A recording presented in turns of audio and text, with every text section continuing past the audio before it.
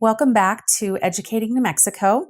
My name is Bonnie Murphy. We're continuing our series. It's about parent involvement in schools on a very different level than most of the discussion has been about. Welcome back. This is Educating New Mexico, and I'm Bonnie Murphy. And we're here today with Gary Williams. Hello. Hi, Gary. You have a son, Gavin. Gavin. Gavin is, how old is he now? He's 9. He's 9. He'll be 10 in December. Wow. That's amazing. So he just went into fourth grade. Fourth grade. Okay. And so essentially what we're doing is we're talking about the things that have been going on in education that are really undermining the process of education and not very helpful for families. So you've had an experience that prompted me to ask you to come, and it's quite an experience. And I know we've talked about this already, but it really kind of runs the whole gamut of a lot of the issues that are going on in both general and special education. Where did it start from your perspective? I could talk about my perspective as a teacher, but my perspective, it started maybe about 2 years ago when he was in second grade. He was coming from a public school, going to a charter school that I felt that was heralded, really acclaimed charter school. The one thing I did like about it, that they were starting elementary age kids. So I was thinking, oh, this would be great. Didn't want to call them guinea pigs, but they'll be, the first elementary set of kids that's going through the school, so they can build the foundation of the elementary programs. And I thought that would be really great. And you were willing to be that part of the learning process. Right. In the beginning. So you had a lot of trust. You guys were going to go through the process together. Right. And I thought that, anything that would come up, we can, that they would work together to fix it, or things that would, anything. And vice versa, and right? Vice versa, right. Yeah. So as it went on, I noticed that sometimes he would I get a lot of calls. Second grade wasn't too bad. But when he entered into the third grade, it seemed like his behavior in the school changed.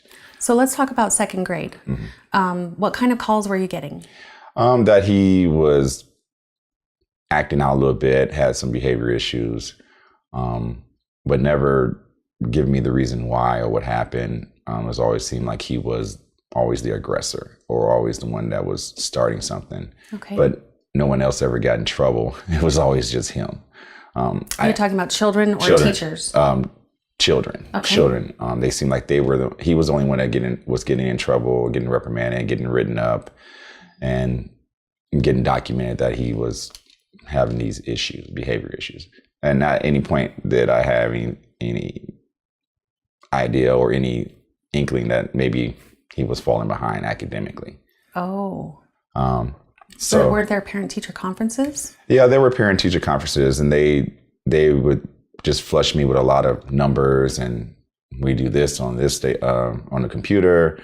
He's at this point. They give me these graph charts, and I really didn't have any idea of what that really meant. So they say, hey, this is where he should be. This is where he's at. I said, so where is he progressing? They will say, oh, he's progressing, and he just needs to work more. School never sent home homework. Or anything. They said, well, you can do a lot of stuff at home on a computer. We don't have a computer. We didn't have a laptop still don't at this time. Got it. So it was kind of, I would have to probably take him places to do those things, but I thought that he was getting what he needed in school, and that would help him. We would read at night and stuff like that. But that was the gist of it. But the parent-teacher conference was 15 minutes. It was blocked off. You had to make an appointment. You really didn't get the chance to ask questions per se. If you had something that you really had a concern with, you would start talking. Then you got a parent like looking in, like, well, this is our time next. In 15-minute intervals. So it was kind of rushed, and a lot of information hosed at you, and you kind of just took it for what it was and say, okay, we were progressing. Okay. Question. You had to fill out an opportunity to learn, it was called a parent survey, right? Mm-hmm. So you filled out a parent survey. Correct. At each of those parent conferences, correct? Right. Did you have much time to think about it, what you were going to answer in those? Every time I did a parent-teacher conference survey, I always said I just need more time to talk to the teacher and exactly what are they doing in class. I said the time structure was too stringent. It was just no flow. It was just like that. It was robotic in nature. So you just, okay, next. Your kid's doing this. He's at this point. He needs to be here. Then next. That's how it was. And I was like, well, that doesn't give me anything. So in comparison to where he came from, did you feel like you were getting more information than the other school that he was from? I was getting technical information. I didn't really get how he was acting in school. They would tell me that he had some behavior hiccups here and there, but I didn't get how he was getting along with his classmates, if he was doing anything, how he got along with teachers. So it was a data meeting. It was a data meeting. That's a good term. It was a data meeting. It was just charts and graphs, and this is where we're at, and this is where he needs to be.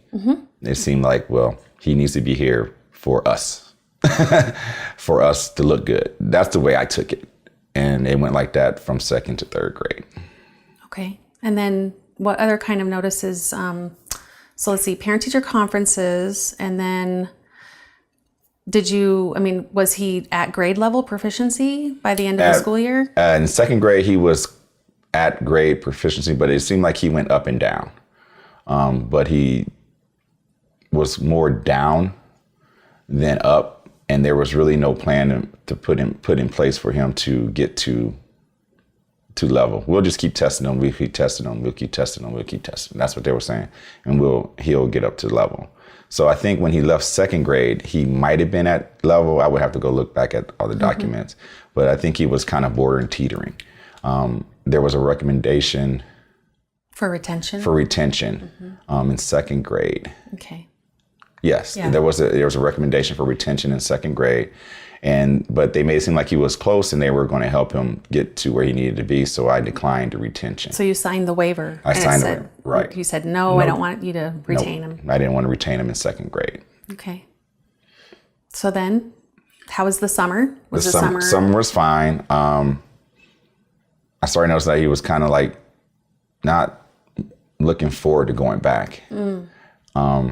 He wasn't really excited about it too much. He was excited to see his friends, but I don't think he wasn't really excited about the academia experience, so to speak, or the school experience itself. Okay. And I kind of shrugged. I said, you know what? All kids go through this. I went through it when I was a kid. Just, Yeah, that whole societal, oh, it's time to go back to school. Right. So that's the way I kind of looked at it. Yeah. And then we got into the school year, and it seemed like the behavior things of him escalated, and not to a point where he was fighting, or he had a couple incidents where he said he did come home and say, "Dad, this kid does this to me or that," and I don't want to get bullied, so I just kind of took things in my own hands and told him, try to say, hey, we never kind of put our hands on people, but if they put your hands on you first, then you have your rights or whatever, and you shouldn't fight back. But it seemed like it was always him. It was always him. No one ever saw that he was pushed down. He would get up and retaliate. Boom, he goes to the dean's office. Did you encourage him to communicate with the teachers? I always ask him, I said, instead of putting your hands, let the teachers know. And he would say, well, I'm letting them know, and they're not doing anything about it. They're not doing anything about it. And I said, is that after you do what you do, or is it before? He said, no, I tell the teacher that someone's bugging me, or someone's talking to me, or saying, one instance was talking about his mother. His mother's deceased, and he got upset about that. And so he went to tell the teacher, and so I think something happened. I have to, look back through things. Something happened, and they didn't understand. When I explained to the teacher what happened, they were like, oh, we didn't know. And I was like, well, okay, but it really shouldn't matter that you didn't know. No kid should be talking about another kid's mother. Right. And it doesn't matter if they're alive or deceased. They shouldn't be talking about each other's mothers like that. Absolutely. And they said, well, we'll look out for that. And so he didn't have any problems with kids talking about his mother, but it seemed like it was always something petty here and there. But I didn't understand why he always had to get sent to the office. Okay. And sent to the dean. And then when he got sent to the office, what would happen then? Then he would think he would be in trouble when he got home, so he'd just kind of lose it. And they would call me and say, we can't calm him down. You have to come get him. Was he being suspended, or was it just come pick him up? Sometimes it was just come pick him up. We're not going to suspend him.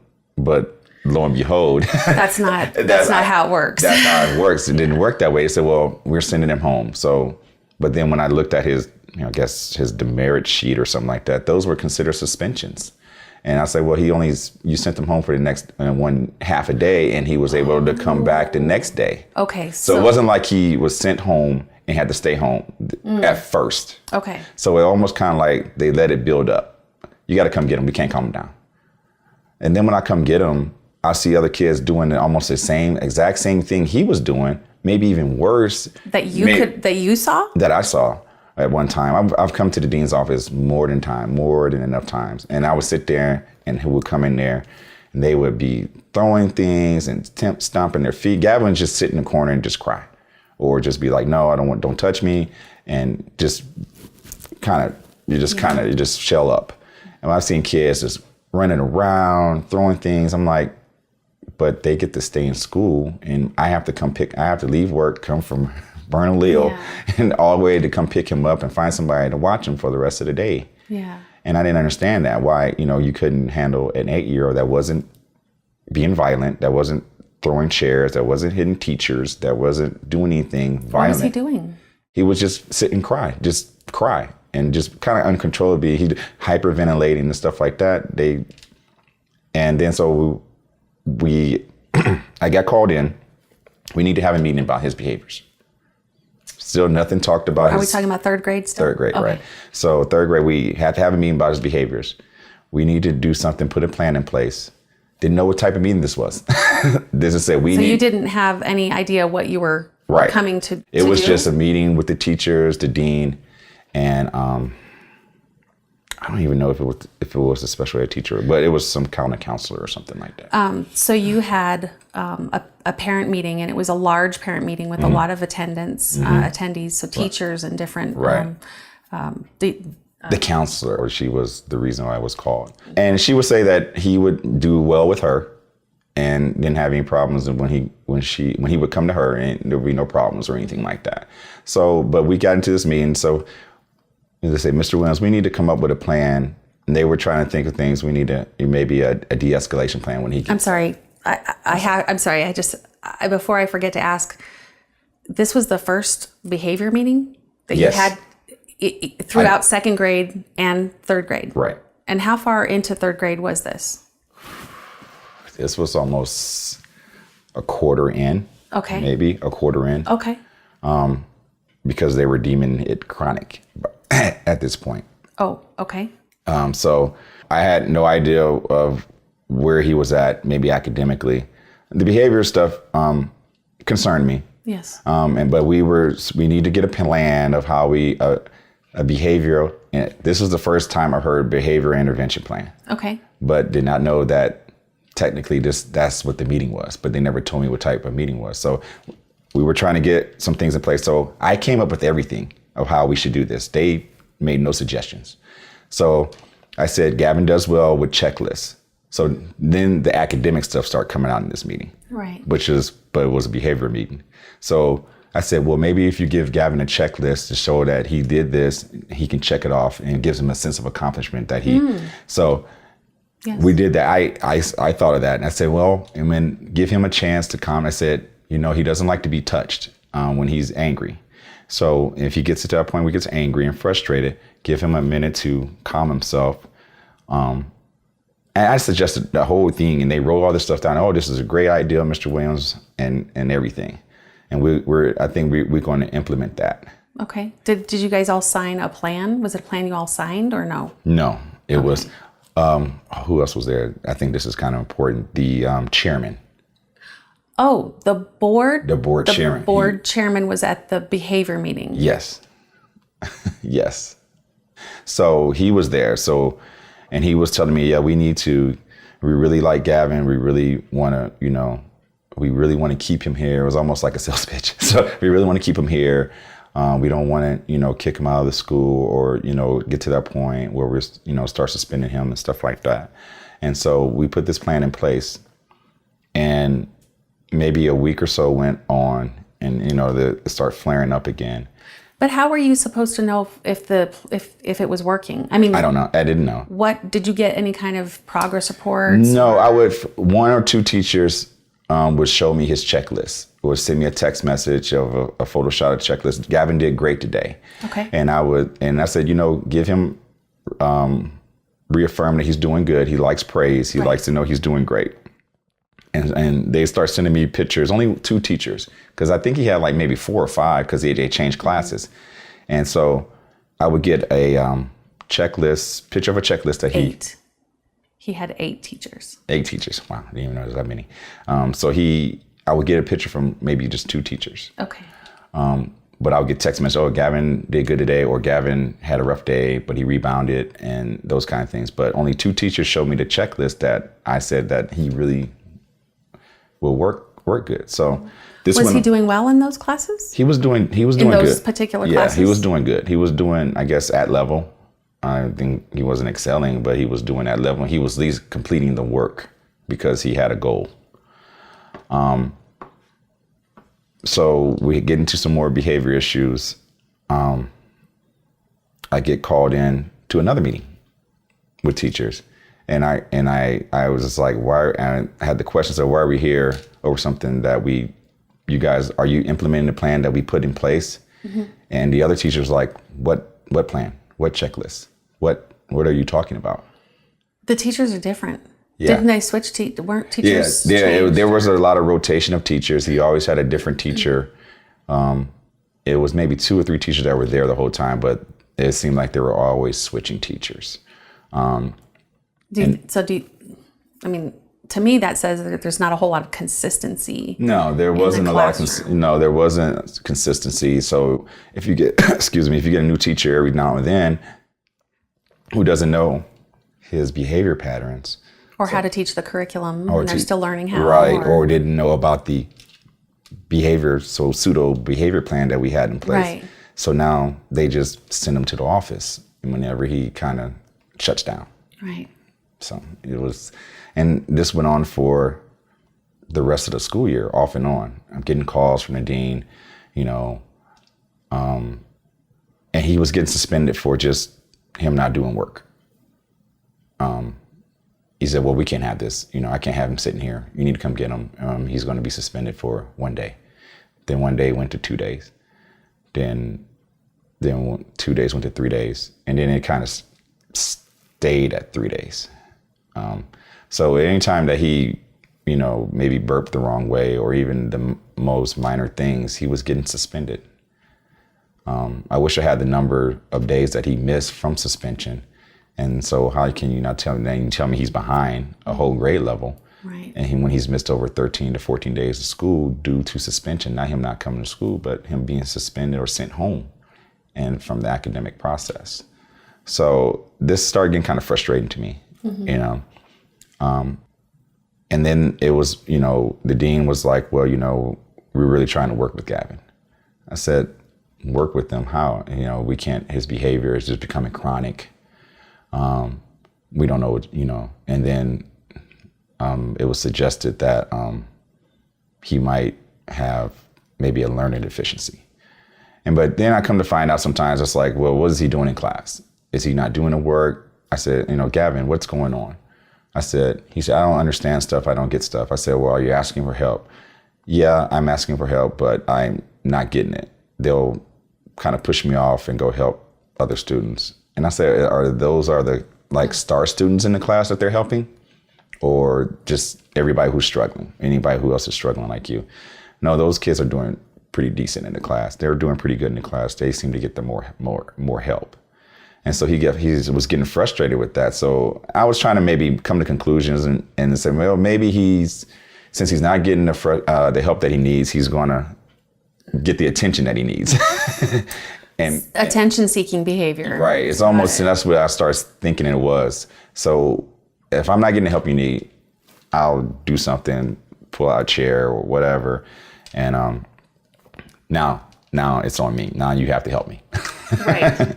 But then he didn't understand that that's a behavior problem. You go to the office, you don't get the help that you were maybe seeking. Now you're in the dean's office and I'm getting a phone call. Right.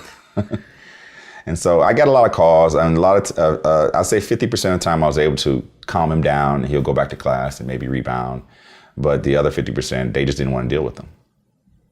And it wasn't, he was a bad kid. He just wanted help, or maybe he was just frustrated that he wasn't getting what he needed, and he acted out. So were you aware of any interventions that he was getting as far as academic? No. You weren't aware of any academic interventions? No. When he was behind, I guess they figured that he was behind a lot.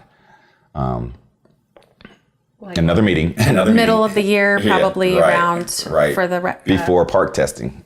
Right. That would be a recommendation for a notice of not being proficient. Right. And also then the term, I guess, to repeat third grade start coming up. Oh. Okay. Start coming back up. Retention start coming back up. And if he doesn't get any better, then we have to retain him. Or start thinking about retaining him. And that was this is the second year that this is being discussed. Right. So, and I was just really frustrated. I was like, I don't know why this is happening, what's going on with him and his behavior, because I didn't have this behavior when he was at Montezuma Elementary School, when he was kindergarten, first grade. Didn't have these kind of behavior problems. But when he got to the charter school, it was just went crazy. And I just didn't understand why why wasn't I getting the help instead of him just getting suspended all the time. Right. So I think at that point they, I don't know, about the middle of the year, towards the end, they start talking about IEP. And I was kind of against that. When you say IEP, it's an individualized education program. Right. And the normal route for that is a child gets into the SAT process. So that's a student assistance team. Mm-hmm. That never happened. Okay, so you guys never had a SAT meeting? No. For the entire almost 2 years? Right, never had one of those. Okay. Never had a behavior intervention meeting.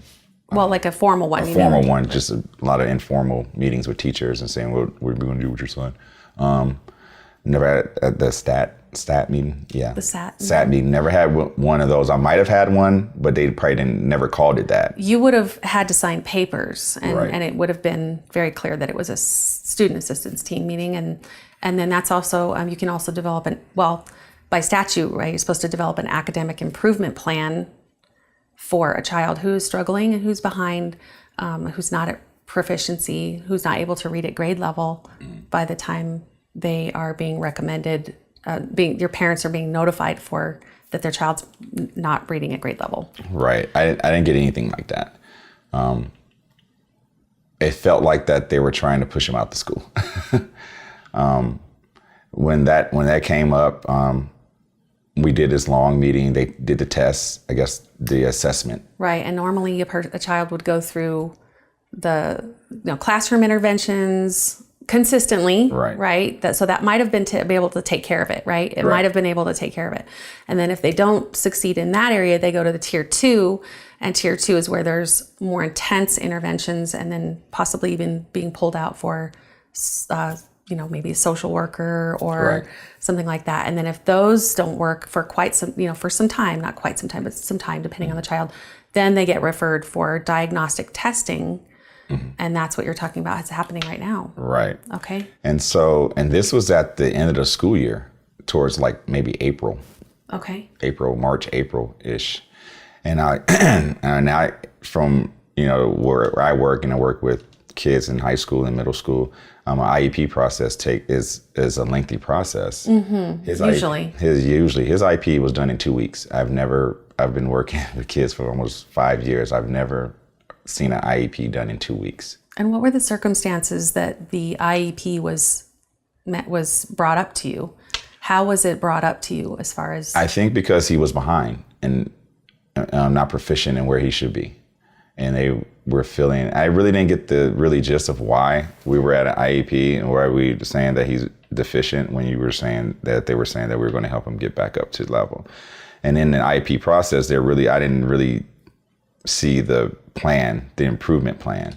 And I said, I said, you're talking about an improvement plan, kinda, but it's the end of the school year. How's that going to work? Mm-hmm. Was there any discussion about him staying in the charter school placement or going to a different placement for a different school? That was the funny part. they were really adamant about putting him on an IEP. But in the next breath, they said, we can't support that IEP. Okay. So what you're saying is that first they said, let's get him on an IEP. Right. And then right after you did that, yeah, we can't support that. We can't support what's recommended on the IEP. So he needs to go to a different school. He needs to go to a different school that supports an IEP, because we can't support that IEP. I said, well, what IEPs do you support? Well, we don't support IEPs. I guess it must be the most minimum type of IEPs that they can support, because they recommended that he learns in a small classroom setting. And they said, well, we can't support that. Okay, because the school is full inclusion. Yeah. And there are maybe special education teachers in there, maybe not. Someone told me they were a special education teacher. I didn't get credentials, but when it came down to it, and basically from April to the end of the school year, I had to scramble to find him another placement for school next year. If I decided to bring him back, they were really going to. I thought about it. They were looking a way to get him out of the school. He had a little incident, another kind of meltdown, since he was deemed chronic. I said, well, he's on IEP. You can't suspend him for more than 10 days. We're going to have to long-term suspend him, which his suspension took him from that point to the end of the school year. I said, well, I don't know too much about this. I said, but I know if you suspend a kid more than 5 days, you have to provide an education for them while they're out of school. 10 days, yeah. And so when you give him a 10 days suspension, what are you going to do for his education for those 10 days? Long story short. Work on the computer. Well, no, not even that. Oh. Not even that. They told me, said, well, we don't have anybody here that can do that, but he can come in. I guess the special ed teacher said that, well, he can come in for an hour a day or an hour a week. I think it was a week or 2 days. It wasn't like a full week. He can come in for an hour, a couple of days a week, and I guess work on the computer, and that'll be it. So I would have to get him to school, and it had to be a certain time, like 9 o'clock to 10 o'clock or something. And then he had to leave. He couldn't stay there. So that was that was their solution for him to being on a 10-day suspension. And I was like, you know what? I'm done. I basically, in my mind, I said, you guys win. You win. I will withdraw him from school, because that makes no sense to me. So he didn't go to school for the last 2 weeks of the school year. So it was very frustrating. How was he doing during this whole process? I think he didn't really understand what was going on. Yeah. And he would say, Dad, am I a bad kid? Am I a bad kid or anything like that? It's like, no, this is kind of grown up stuff at this point. This is grown up stuff at this point. You're not a bad kid. You're doing what a 9-year-old does. I said, however, you need to take responsibility for some of your actions. I said, I can't take responsibility for all of your actions. I will do I will fight for you, but I can't fight your bad behavior. I can't fight you not wanting to work. I said, however, you got to want help. He said, I asked for help. I said, that's fine. I said, but this process now is kind of an adult thing. I really can't explain too much more that you would understand. Right. So he wasn't hurt about it, but I think he was kind of happy that he wasn't going back. And then it flip-flopped during that summer, because he kind of wanted to go back, because he kind of wanted to go back to his friends. Right. But it came to that point where I was just like, no, we can't. I have to do something else. So they were even, well, what schools are you looking at? I'm like, I'm not looking at any schools. You just guys water hose me with the IEP, all this other stuff. I have no idea what you guys are talking about too much, but you want me to figure out a new school, a new school for him. And they were nice about it. Well, we will research the schools that you have an idea about you want to send them to. I was like, okay, I've already done my research, but I'll see what you guys come up with. Because I had thought of two private schools and 2 public schools that were near where we live. Okay. And I had called these schools before, and the private school, one private school wouldn't do the IEP, the other private school would. So I was just kind of like, I don't want to really go through this process of going. So I'm sorry, you're saying that there was a private school that you tried to get into, and they said he has an IEP, we're not going to accept him? We can't support that type of IEP. because of, I guess, because of small classroom setting, because he had to have breakout sessions. So they said they couldn't really do that. The other schools said they could. So I was left with basically the APS schools, which I found, and they were really accepting of it. So. Okay. This is an ordeal. Did you think about, like you said, putting up a fight? There's a whole due process hearing and all that kind of stuff. I did put up a fight, and I think the more of the fight I put up, the more they kind of stood their ground, or the more they seemed like, and I really don't want to say that I felt that they were targeting him. The more I fought, the more it seemed like, the more I fought, the more I pushed back, the more he seemed like to get in trouble for the smallest things. He broke a pencil. He was labeled destruction of school property for breaking a pencil. The teacher called me. I was like, well, do you want to replace the pencil? I said, I can go get you a whole bushel of pencils if that's the case for one pencil that was broken. Okay. Then I looked at his report. It was on his report that he just destroyed school property. But they didn't say what school property it was? No, the pencil. The one pencil that he broke, it was destruction of school property. One pencil. So that's like, I guess, 10 demerits on the merit system, the highest that you can get of destruction of school property. And his list was just so long of stuff I was looking at. I was like, this is ridiculous. But when did you look at that list? They didn't give that to me till the end of the school year when we did the IEP thing. So they gave me the list of all his stuff, of his, demerits or whatever that, I can't think of what that thing is called, of everything he got in trouble for. And so you had never seen that before? No, that was the first time I saw it. And then when the special education teacher went through it, she looked like crossing where we'll cross, that's not, all these things that were kind of like dumb that I thought was dumb when I read through it. She said, oh yeah, that is kind of. I said, so you haven't even seen it. Oh, the special education teacher had never seen the entire list of everything that had been happening. Correct. For how many years? I guess 2 years? 2 years. So 2 years. So. And she looked at the destruction of school property. It's like, what did he break? I said, a pencil. He broke a pencil. Just broke a pencil because he was frustrated because he wasn't getting the help that he felt that he needed. Okay. So I sat down with Gavin and I was like, something's not right. What you really need to tell me and be truthful and honest. I don't care what it is. Be truthful and honest and tell me what is going on. And the first thing he said is that I just don't like the changing of classes. I think he said it's too much in so many words. He said, I don't like the changing of classes. It was always somebody different. He really, really harped on that he didn't like going through changing classes, going through different classes. I said, well, you have to do that when you go to middle school. Or you're going to, you got to kind of, at least you got exposed to it. It's not going to be a culture shock when you get to middle school. Right. So you are getting exposed to that. So. But I think it's kind of early for a second grader and third grader to be doing multiple classes like that. And so he said, I really miss just having one classroom. I said, okay. I said, that's understandable, but the behaviors, what's causing that? That's like, I just can't believe just you not wanting to change classes is causing you to act out like this. And that's basically, that's the only thing he really kind of harped on. Well, besides the other things that he had already said, which was he needed help. Right. Yeah, he didn't feel like he was getting the help that he needed. And so we, discussed it. I didn't discuss where schools that I was choosing for him, but I knew I was going to be in the district where we lived. And he looked forward to it kind of because he was like, well, I don't have to wear a uniform no more. Right. So, but now it's just, out of that environment, it's just seeing he's a different kid, student-wise. He still struggles, still struggling. But is he getting the help that he needs? Yeah, he's getting the help that he needs. He has 2 breakout classes for reading and math. Does he have an academic improvement plan?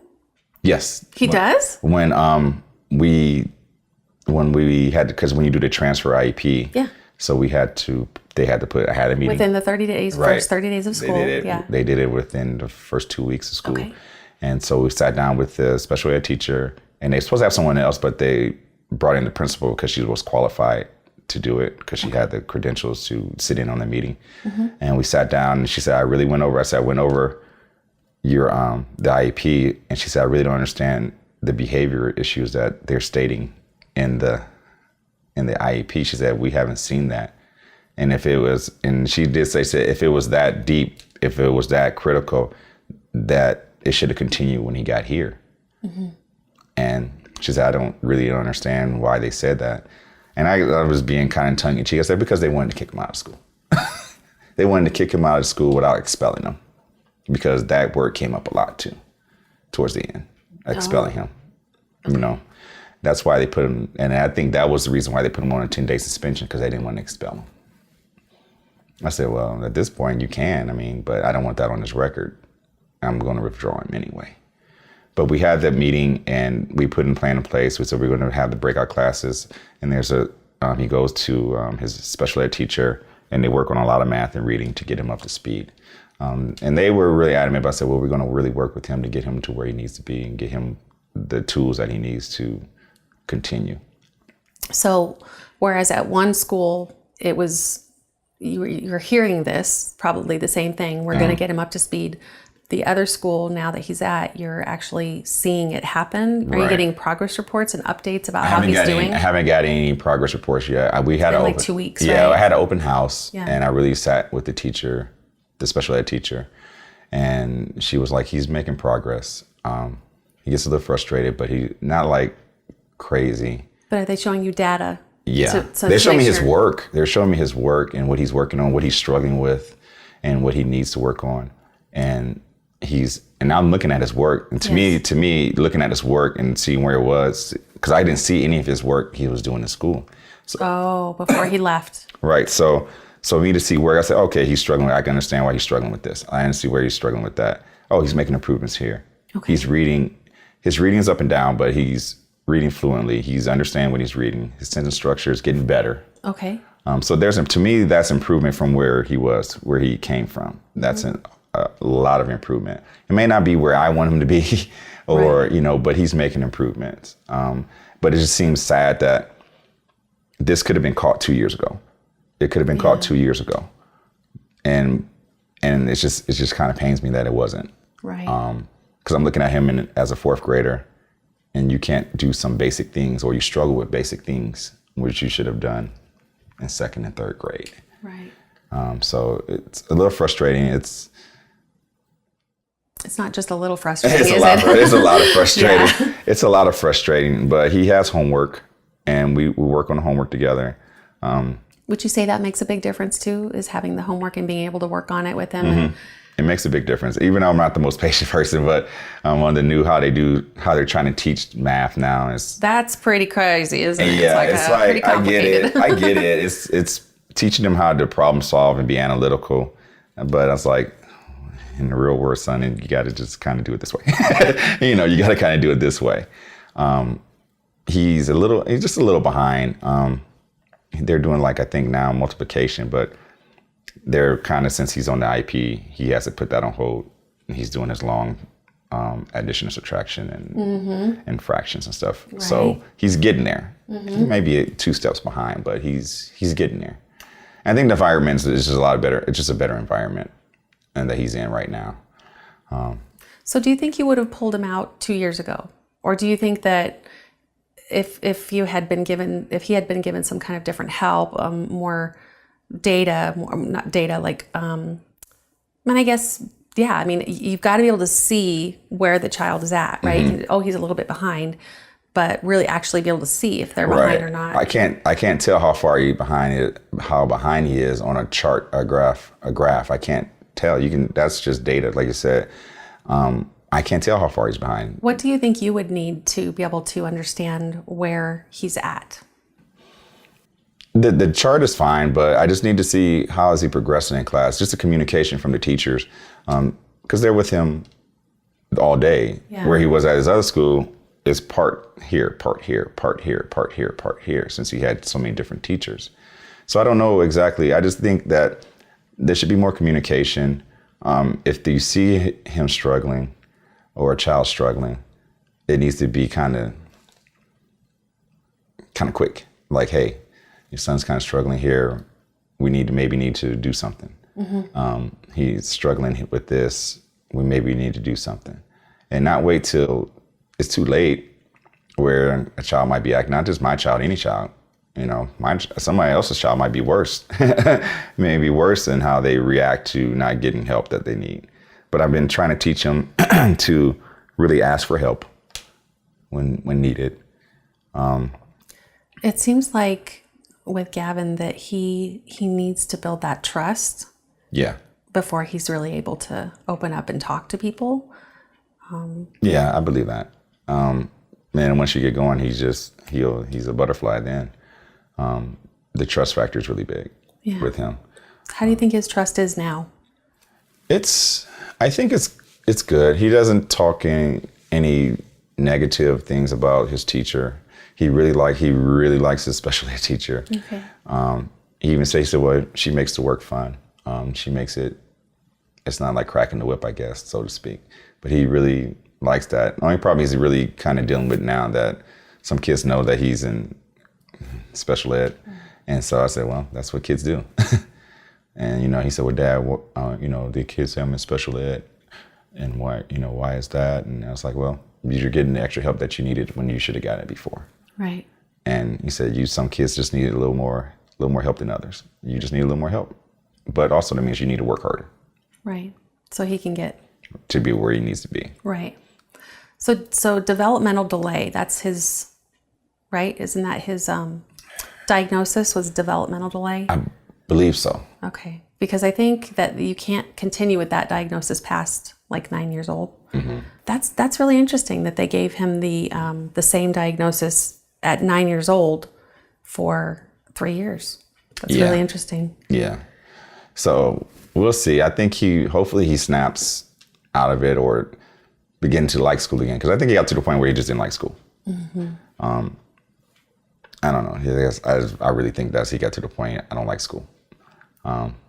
Which is kind of hard for a 8 or 9 year old. Absolutely. But it's not too late to change that. Right. He's still early enough that, right. And from what I can see, what I've experienced in being able to talk to you is that you're very encouraging to him.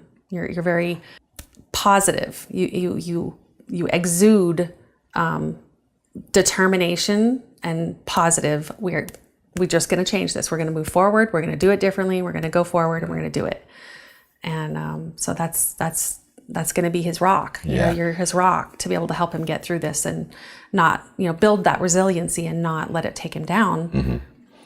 And I think too, how the curriculum is too. I think where he came from, it was really curriculum towards passing the park test or passing certain numbers or passing certain, we need to be at this number. All our kids need to be at this number. Where he's at now, they're concerned about that too, but they're a STEM school now. So they're beginning STEM. So he's like looking forward to building robots and what it takes to code to do that. I said, you're running right now. You need to crawl before you can get to that point a little bit more. I said, so do you see how important it is to get to your reading? You got to read the code, how to do the code. You can either make calculations, math. I said, see how it all comes into play. It's not just because we want you to learn math. You need to learn math. It's a reason. You like doing the robots. You like on a tablet and making the code for the robot. Yeah. But you're just doing that because they're telling you that. That's what you need to do. But you have to get to a point where you have to read and learn and make the decision how to do that. But do you like doing that? And he's like, yeah. I say, well, you need to get this down really good so you can do this. Right. So it's more geared. So you're helping him transfer that information to real life and his future. Right. Because I always tell him, I say, college starts now. College starts now. I said, you might not think it might seem way off in the distance, but it really does start now. I said, and how you have attitude towards school really starts now. Right. So if you could say anything to parents about your situation, what would advice, if they were going through something similar, what would you give them some advice about? What would you advise them to do? Don't be afraid to ask questions. Don't be afraid to ask how the curriculum is. Don't just be persistent. They will fight back. They'll bite back. The school will bite back when you kind of challenge them, but just be consistent. I really fought with that school. more than I should have fought with that school. And it happened so fast. It was in a small block too, so it was intense. And so it took a lot out of me emotionally. But I would just say to parents, just continue just to advocate for your child, because the child really can't, at this age, can't advocate for himself. Don't take up for the child. If, right is right, wrong is wrong. Bad behavior is bad behavior. So fix that in home so they can be a conduit, and learn. Be a cup that can be filled up. Mm-hmm. So, and I always tell Gavin, I said, always go to school with your glass empty so it can be filled up. Because That's so cool. if you go with your glass full, nobody can put nothing in it because you think you have everything. You think you know everything. I said, I'm still learning, so you have so much to learn. So always go to school with your cup empty so it can get filled up. I like that. What would you give advice to teachers about if they have a child who is exhibiting these kind of behaviors in their classroom? Talk to the parent. Just don't deem them a problem child, or behavior issue. Talk to the parent first. You might get a lot from the parent. Maybe something's going on at home that the kids bring into school. I felt that, I didn't have anything. There's nothing at home where he would just be like, man, I didn't eat last night, or, mom and dad are having problems, money problems or anything like that. Kids take that stuff, even though they don't say nothing, but just kind of talk to the parent before you just start sending them to the principal's office.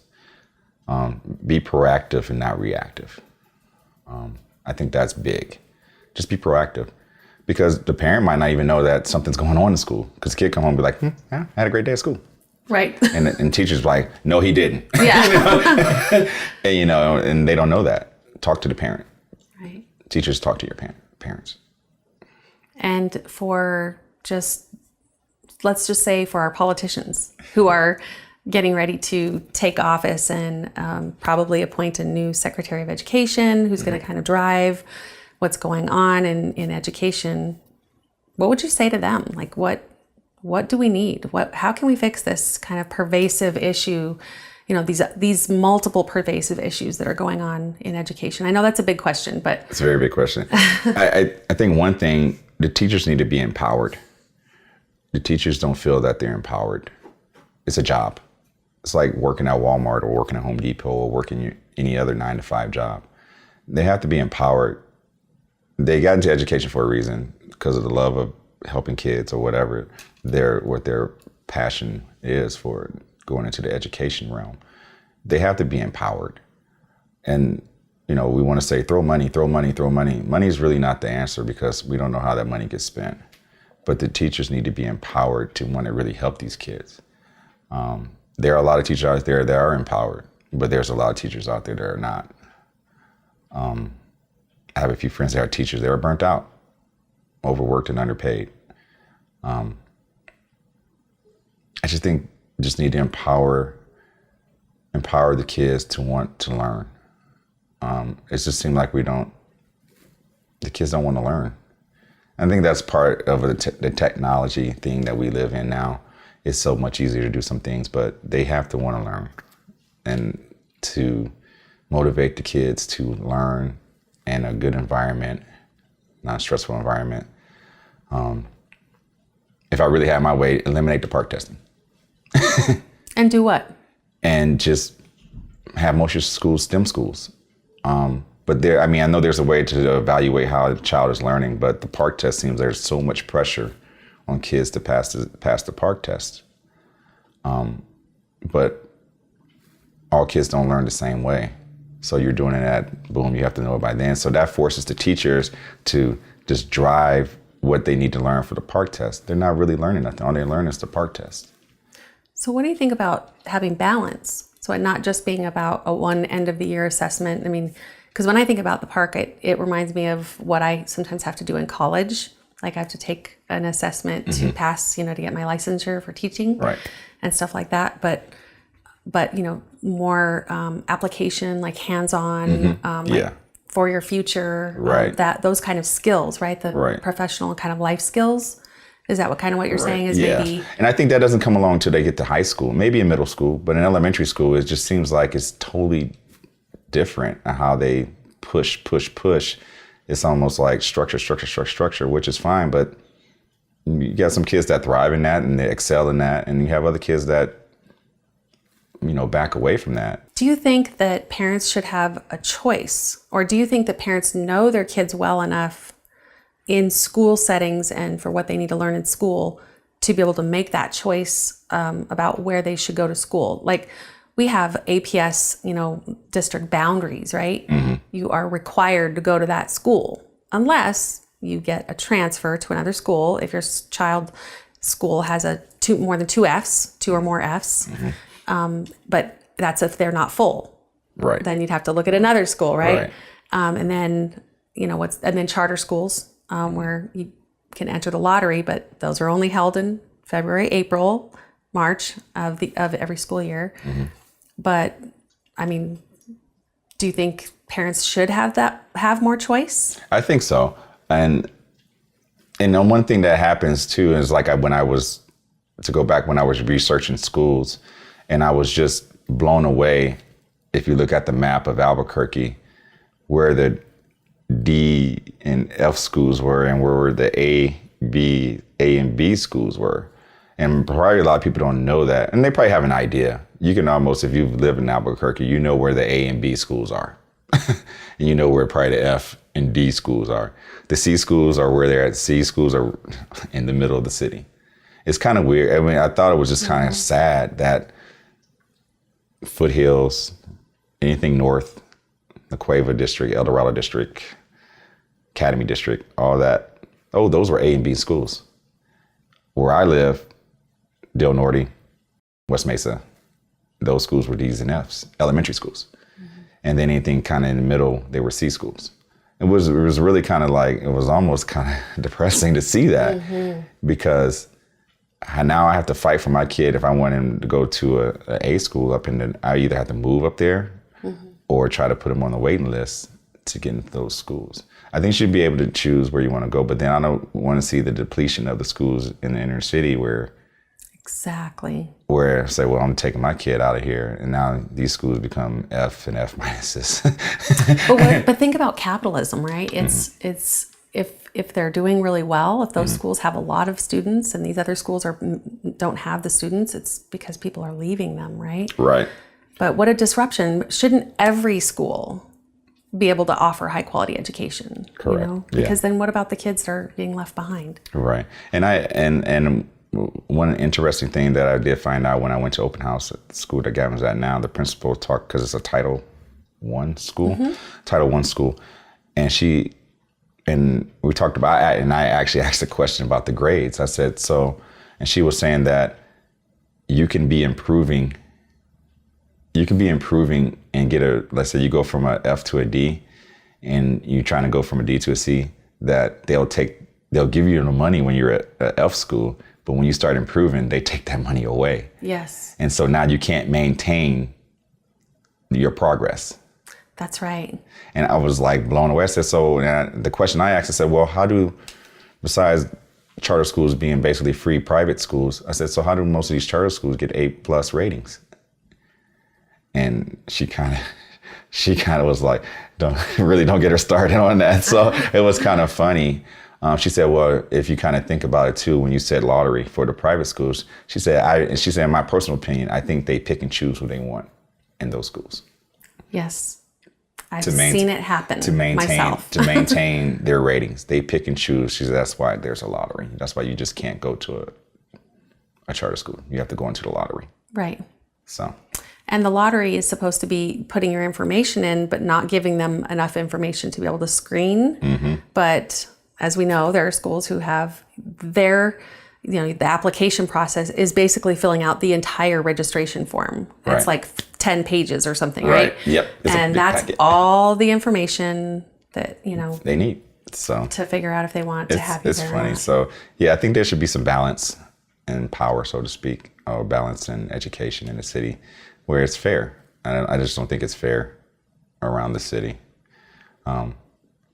Accountability. Accountability. So I have an idea. What do you think about making sure that every school has a page somewhere that, they're starting to do that at the PD. They're starting to put pages for school grades with some videos that will explain, what these school grades mean, but more information than just school grades. How many kids are being suspended? Right. How many kids are being expelled? How many kids are leaving the school? How many new kids are they getting? Teachers, how many teachers have left? Right. How much rotation are they having with teachers? Yeah, and your demographics, even as far as like how many kids are being suspended that are Hispanic, or how many kids are right, or how many kids are being, and I want to say why. You don't really have to go into why.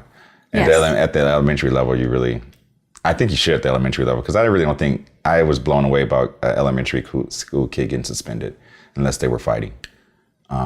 But just to be even in kindergarten, just to be folding their arms up like this and say, I just don't want to work right now, and you're getting suspended from school. That was unfair. It's called a zero tolerance policy. Yeah. Yes. And I was blown away that they're suspending kids right and left for just minimal stuff like that. I mean, the whole point is for us to figure out what kids need, right? And help them so they can become productive and, happy and, I think good two members more of counselors society. in the school too. One counselor for one school, I think, is not enough. I think you need to have some counselors that are specialized in some things, in behavior problems, or counselors and regular counselors. I think just you need to have a set of counselors, one or two or three, are specialized in certain things. So you have a kid that has a behavior problem. Let's get to the root of that. Okay. Or you have a kid that just having problems at home, basically a social worker type person. You have a kid that has whatever. And that way you have one counselor that's just like getting flooded with everything. Like, okay, I don't know what to do with you. I think you should have some specialized counselors in the school. I think that would help too. Well, now they're having the truancy and attendance coach is also the social worker. Mm-hmm. Yeah.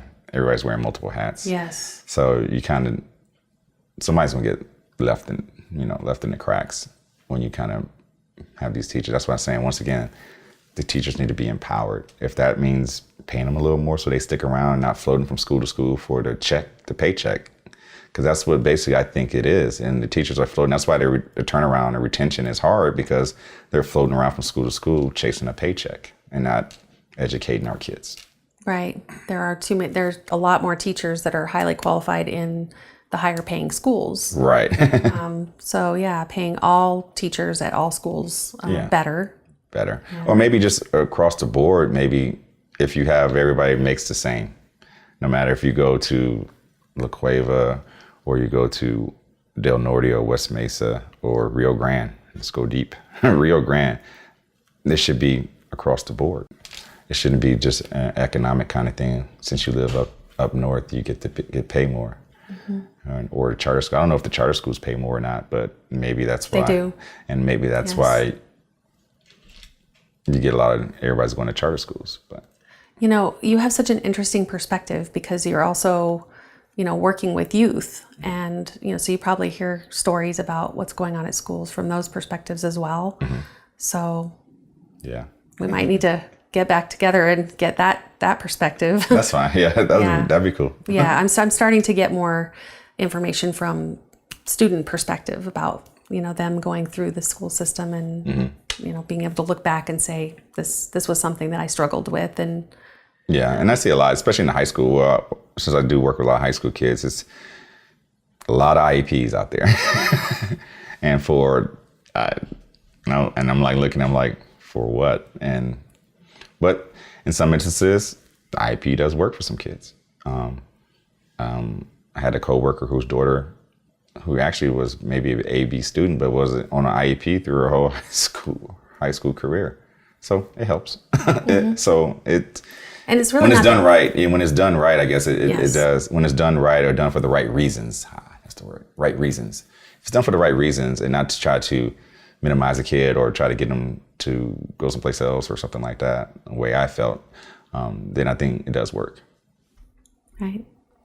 Well, Gary, thank you so much for coming and talking to me, and really appreciate you being willing to put yourself out there and share your experience with parents and educators and really the public so that we can be more aware of what's going on, and hopefully parents will be able to advocate more for their own children, and we can change some things here in the system. So Great. Thank you. You're welcome. Appreciate it.